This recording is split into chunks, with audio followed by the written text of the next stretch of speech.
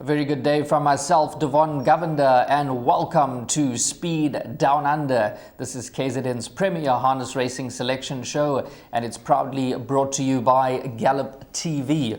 Of course, as usual, we are covering the race meeting that takes place on the 2nd of May at the headquarters track in Western Australia in Perth at Gloucester Park, and there looks like some really nice racing to get involved in. Trainer driver Aldo Kodapasi is joining me on the line to give us his selections and previews, and he's been in great form recently, and hopefully we can point you in the right direction in terms of the suggested jackpot as well as the best bet. We greet you, Aldo. How are you doing? Very well, thanks, Devon. Everything good back in Perth? Yeah, no, everything's lovely over here.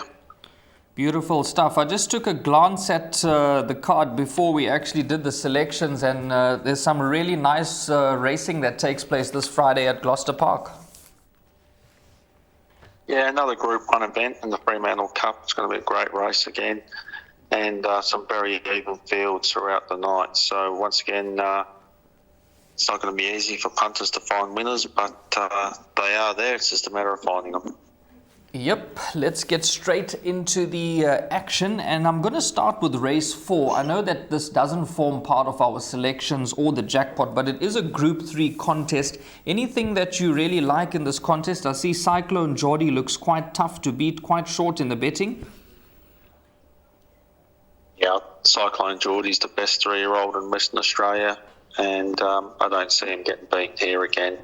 He's just been playing with his rivals lately. It's a little bit of a step up in class, but he's got the ability and he's got the motor to match it with these. And I think he'll probably be a little bit better odds for the punters, but he's definitely the best horse in Western Australia at the moment. Come Derby time, he'll be very hard to beat.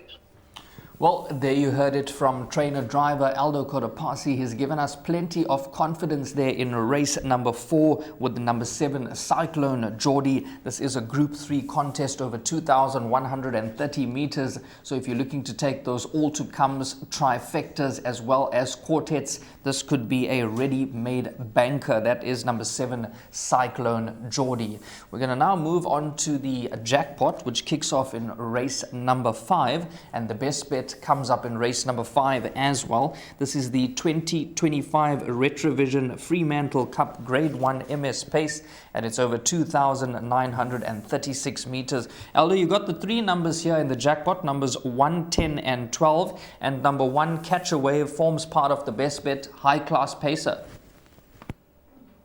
Yeah, he was last year's winner, one of the best horses out of Victoria, and he'll have the gates beat to lead, and he'll run them a really, really sharp race out in front. Kate will be very clever. Her biggest danger will be parked on her back with Mr. Smarty. Minster will come around as soon as they settle and keep Catch a Wave honest, which could give Mr. Smarty the right run into the race. But with the barrier draw advantage, I think Catch a Wave will get a soft enough lead time and soft enough first quarter before the screws get put down on him, and I think he'll just have a little bit too much in the end. But if they go to war too early like they did last week in Nullarbor, Mr. Smarty's going to be the sniper curled right up on their backs. Well, there you heard it from Aldo. He's given us a detailed analysis there on the 2025 Retrovision Fremantle Cup. It is a Group 1 contest, and the best bet will be a number 1 Catch a Wave. But like you heard from Aldo, if they do go too fast and there is going to be a swooper, it could come in the form of number 10 Mr. Smarty as well as number 12 Minstrel. So throw that into all your trifectas and quartets. But we firmly in the camp of number 1 Catch a Wave, trainer Andy Gath and the driver Kate Gath, and this could represent some value there at around about $2.05 in the anti-post market. Of course, we will give you an update on the South African tote. Moving on to the next leg of the jackpot, which is race number 8. We've gone with the 3 numbers here, numbers 8, 1 and 9. And we'll start with the number 8, Aldo, Ideal Muscle, who's been holding some solid form recently.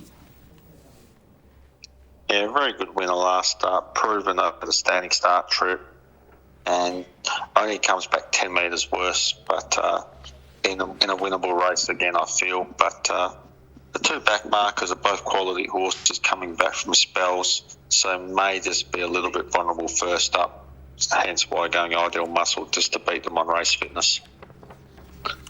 8, 1 and 9 are the numbers there in race number 6, which is the second leg of the jackpot. And again, number 8, Ideal Muscle, does represent some value there at around about $3.70 in the anti-post market if you're looking to take an all to come, as well as those trifectas and quartets. Remember, there's big pools to get involved in there.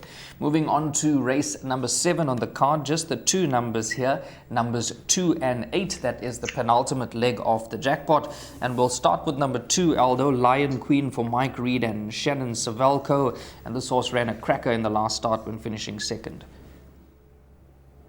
Yeah, done a lot of work in its last start, and I don't think it'll be doing that type of work come Friday. I think it'll roll to the front, dictate its own terms, and just be too sharp for them in the end. But very good up class filly, and definitely one to keep following when the good Group 3-year-old fillies races come along later in the year. There you heard it from Aldo. He really likes number 2, Lion Queen there for Mike Reed and Shannon Savelko. The exactor horse could be number 8 here, Longreach Bay. Yeah, Longreach Bay will put some early speed into the race. It only knows one way, and that's hammer down.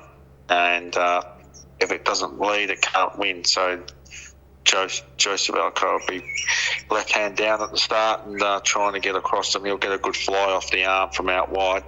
But if he does happen across Lion Queen, I wouldn't be too stressed. He's a running type of horse, has to be running up in front.